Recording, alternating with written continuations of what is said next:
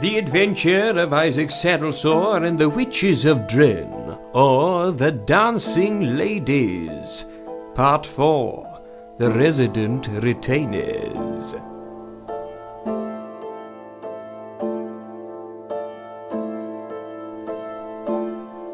Isaac and I had arrived at Embuggerance Hall, accompanying the new owner, Sir Maxwell Grobefund. The hall had a strange history, a history of witchcraft and death. During the 1700s, as the legend had it, the lady of the house, Lady Maria Geldridge, supposedly cursed her husband who had died, and when 5 women from the village of Drenn had come to confront her, they mysteriously disappeared. But 5 statues of dancing ladies shortly appeared in the grounds at Embuggerance Hall. Recently, the heir to the estate had moved in, but had swiftly met his end with a messy liver complaint. Sir Fergus's sudden death was followed by the manifestation of a statue of his person among that of the dancing ladies. It was amid this seeming recurrence of ancient witchery that Sir Maxwell had arrived from Australia to be inundated by warning notes, written and delivered by a strange and secret messenger. He had also, on his first night in England, been seemingly subjected to an avalanche of plaster dust to the face. We drew up to the once grand entrance of the hall, passing as we did the front lawn. There they stood, the 6 statues, 5 dancing ladies, and the recent addition of Sir Maxwell's predecessor, the late Sir Fergus Grobefund. I'm not one to get affected by stories, but I'd be pulling the fast one if I told you that I'm not spooked to my bloody boots by that. Merely garden ornaments, Sir Maxwell, nothing more. Of course you're right. Still giving me the shuddering joys nonetheless. We disembarked from the trap, which had nothing in the way of suspension, and as such, I struggled with an immense storm of pins and needles in both my buttocks for the next few minutes. 2 figures emerged from the hall and made their way down the steps to us. A man and a woman, both as tall as each other and as thin as scythe handles. They both stooped beneath a large umbrella, which spread its dark, ragged wing above them like a great vampire bat. Sir Maxwell Grobefund? No, Dr. Hotbuns, in fact. Sir Maxwell? Wrong again, I'm afraid. I'm Maxwell, my man. How are you? That is quite a handshake, sir. Apologies. Whose hand am I mashing here? I am the butler here. This is my wife, the housekeeper. Mr. and Mrs. Bumsquat at your service, sir. A good day to you, sir. I noticed that the pair had peculiar wedding bands, gold inlaid, with an azure stone each. My apologies, sir. We were only expecting one of you. Fear not, Bumsquat. These gentlemen are with me. Players of the pink oboe, are you? What? Goodness, no. We're merely guests of Sir Maxwell. I shall take your luggage, gentlemen. Please follow Mrs. Bumsquat into the hall. Come under the umbrella, Sir Maxwell. We don't want you getting wet. A kindly thought, Mrs. Bumsquat, but a bit bloody superfluous, wouldn't you say? I'm wetter than a mermaid's pay slot, you with me? And so we ascended into Embuggerance Hall. Carol Turntrout had told us that the east wing was under renovations, and so it was. Wooden scaffold poles crisscrossed the hallways and held the charred walls up. It was clear, even with these struts in place, that the majority of that side of the building was treacherous territory, the walls liable to crumble at any given moment. The rest of the hall, too, was in poor condition, and with the heavy rain outside, any number of pots, pans and buckets had been dotted hither and thither on the wooden floors to catch the cascading leaks. Home sweet home, eh, Sir Maxwell? Certainly could do with a little tender loving care. He tapped his scaffold and succeeded in bringing down half of the bedroom from upstairs.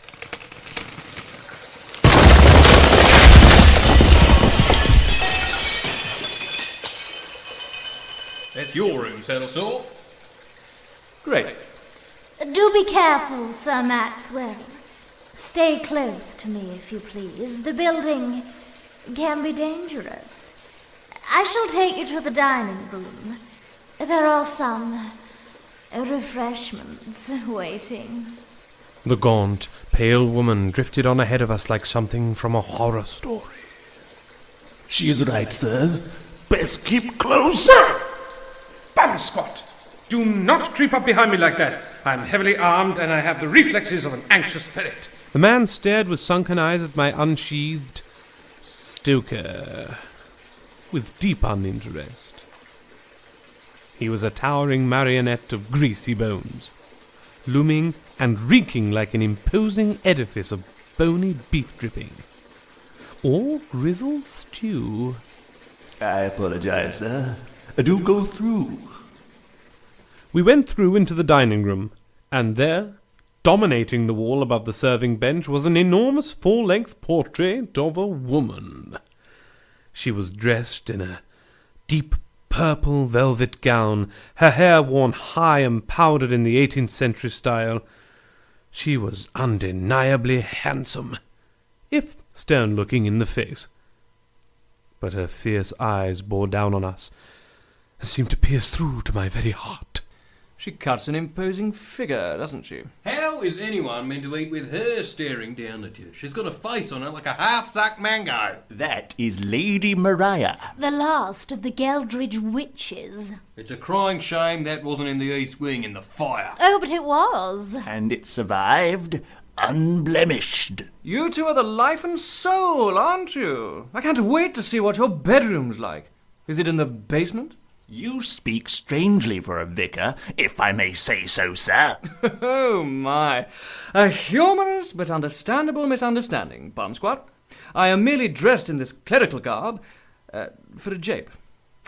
I am, in fact, Isaac Saddlesore, the private detective of some brilliance and particular note. I feel sure you'll have heard of me. Oh, God. Myself and my dog-eared friend here, Dr. Hotbuns, have been engaged to look into the peculiar goings-on here of late. Peculiar goings-on? Quite. The death of your previous employer, Sir Fergus. Nothing peculiar about that. His liver exploded. With his diet, it was hardly surprising. I imagine the bang would have made me jump. It was distressing, but there wasn't any foul play. And what do you make of the appearance of the statue of the poor man? Now that was strange. I don't suppose you witnessed it being brought here? No, sir. When we rose in the morning, there it stood, large as life. Might I ask, is the likeness a strong one? It is the very image of the man, sir, from his jowls to his man-jugs. A fitting and fetching monument at any rate. I don't suppose Sir Fergus complained of plaster dust in his rooms before he died? How did you know that? It is my business to know what other people do not. You don't have to make it your business to be so arrogant about it. A week before his death, Sir Fergus did indeed complain of plaster dust in his room.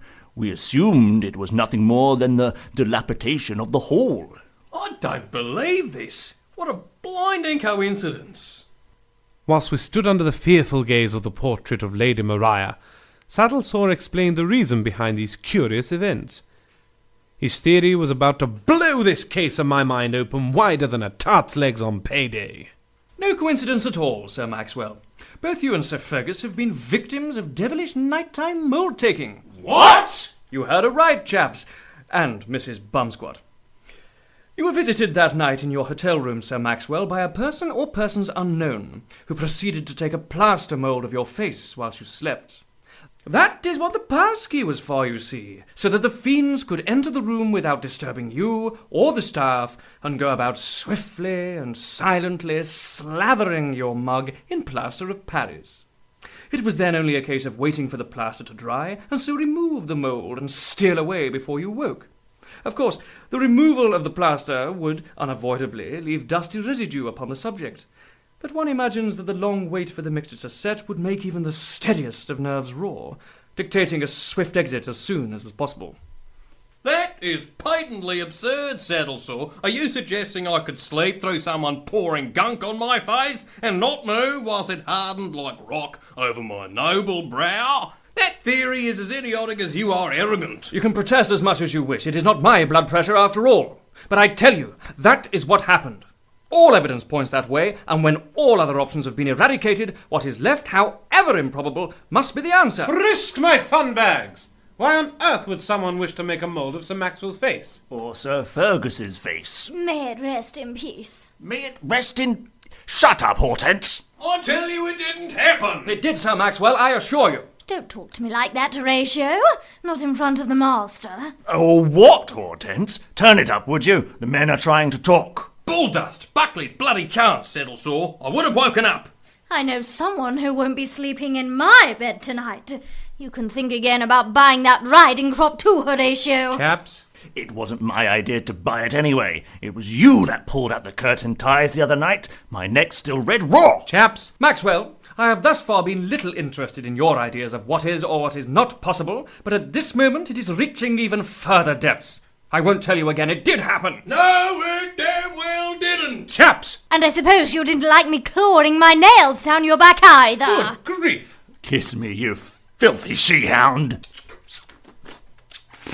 No, what do you want then? What is it, Hotbot? Let's all just calm down! I don't know what you two are up to, Mr. and Mrs. Bumsquat. I'll be very interested in asking a few questions about it later. But for now, Sir Maxwell, please let Saddlesore explain his theory in full. Bumsquats, I want you both to stand at opposite ends of the room, please. Sir Maxwell, sit there with your fingers on your lips until I give you permission to speak. Shush! Now, Saddlesore, why would someone take a mould of either of the Gribfun's faces? And please, try to explain without either aggravating or arousing anyone in the room. Tough crowd. I know, but do your best, please. You say that the statue of the late Sir Fergus is an exact likeness. To my mind, the logical progression is a simple one. Any fool... Saddlesore. The only way to achieve that would be to take a cast of the man's face, and so create a statue which undeniably shared his features. So this brute makes a copy of the face and then carves a great hulking stone statue? For what possible reason? Why go to such extraordinary lengths? I doubt the statue has been carved from solid stone. It is far more likely to be a concrete mixture that has been poured into a mould. Quicker, cheaper, and far less laborious. May I speak now? As long as you say nothing about how impossible it all is. What is the purpose of all this? To make simple-minded folk believe in the tales that witchcraft is abound and that Sir Fergus's soul was trapped in that statue out there, rather than the far more mundane truth that someone simply wanted him out the way. So, hang on. What are we dealing with here? Some wild practical joker or something more serious? Far more sinister, Sir Maxwell. We're dealing with murder. Murder? Magic! What? It wasn't murder, sir.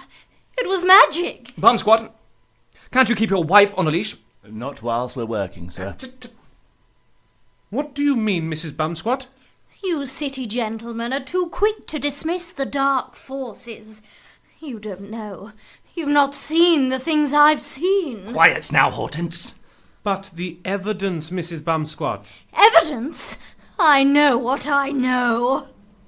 What do you know, Mrs. Bumsquat? Nothing. She knows nothing. Hang back a sec.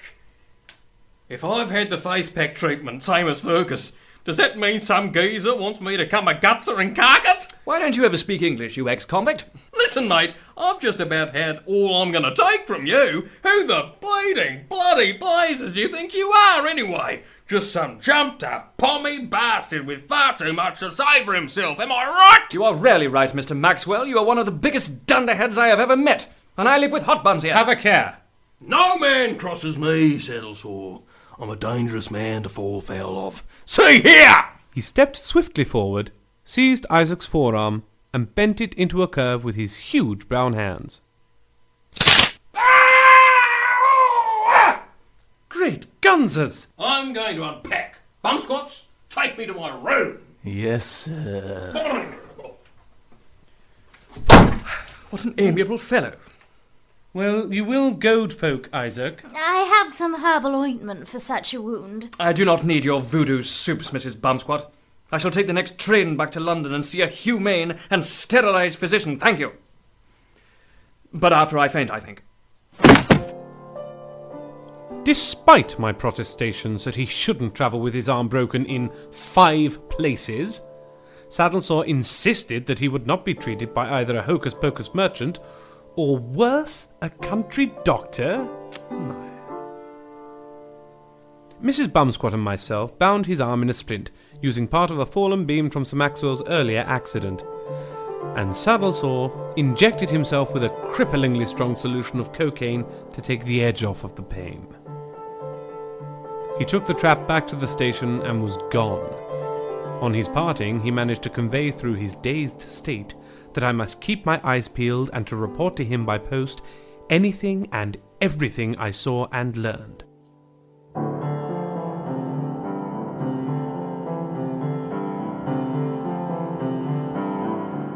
That evening, after a decidedly prickly dinner with Sir Maxwell, under that penetrating stare from the portrait once again, I readied myself for bed and settled down for the night. The rain continued to tap at the window pane, and the trees groaned in the wind. I slowly grew accustomed to this orchestra of sounds, and drifted gently into sleep.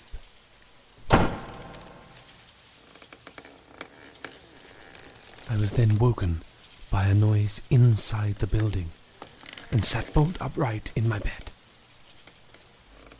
Sweat splashed from my brow and pooled in the sheets over my lap. Good God. Skewering my courage to the sticking plaster, I leapt to the door. Unfortunately, I had got tangled in my bed linen, and thus my progress was impeded. Oh, that'll smart come morning. It's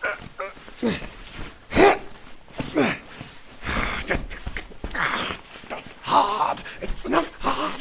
Just get off the floor. My word. There was nothing to be seen on the landing outside my room. So I was about to return to bed and renew my efforts to go to sleep, but it was then that I heard the distant sound of chanting.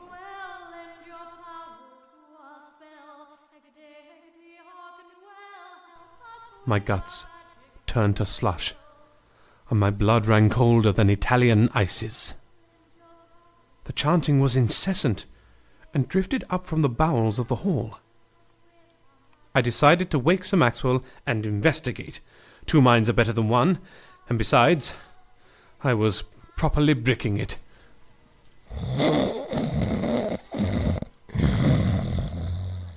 Sir Maxwell. Sir Maxwell. Wake up. Sir Maxwell. Wake up, Sir Maxwell.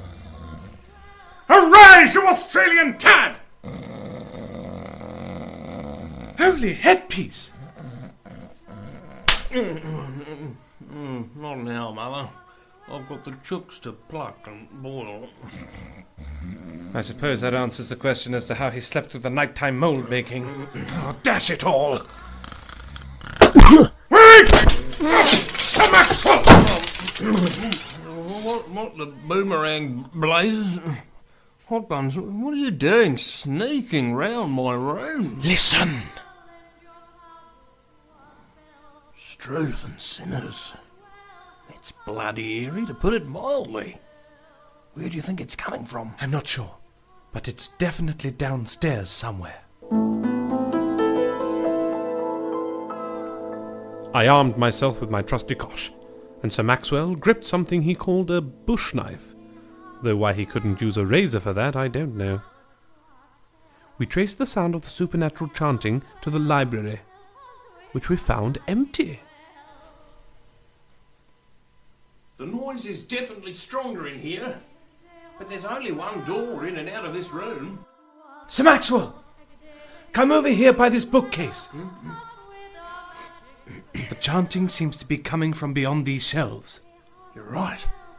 Do you suppose it's some kind of secret passage? It's more than likely. Nothing in this case so far has been commonplace. Where do you suppose the trigger for the door is? Ooh! One of these books, perhaps? How about this one?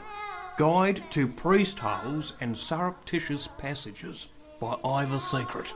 Good shout. Let's try it. Here goes. Doctor, are you all right down there? The floor just opened up beneath me. I think I've twisted my pancreas. I'll try and find a way down. I'll just put this book back. No! Doctor, where are you? Still down here, but the trapdoor is closed. I can't see a thing. Please take the book off the shelf carefully. Right you are, Doctor.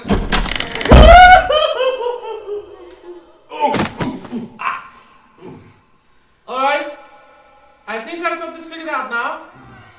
Could you please roll off of me, Sir Maxwell? I'll be bound for Botany Bay. Oh, sorry, Hot Buns. Don't fret.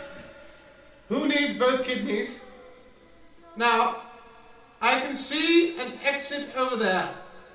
Let's make for it whilst the trapdoor remains open and we have some little light. We made for the door, and what we saw once we opened it caused a very serious brown trouser moment. Right, gum nuts, Mrs. Bumsquat. What in the name of all that is sacred are you doing to that sheep? Not what I suggested, sir. I know that.